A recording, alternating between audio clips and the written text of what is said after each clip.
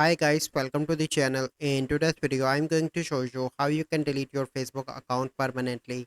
So before getting into this video, must subscribe to our YouTube channel and click on the bell icon. So the first step you simply need to do is to open Facebook and click on profile picture on the top right, and then you simply need to scroll down and click on settings and privacy.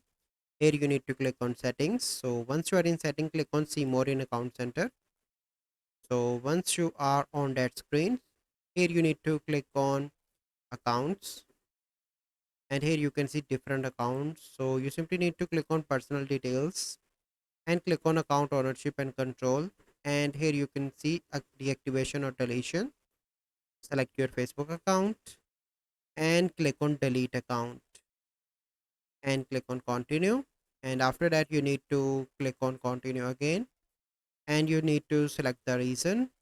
Click on continue, click on continue again, and after that you need to click on continue again in the bottom, and here you need to enter your password and click on continue. Once you done that, your account will be deleted.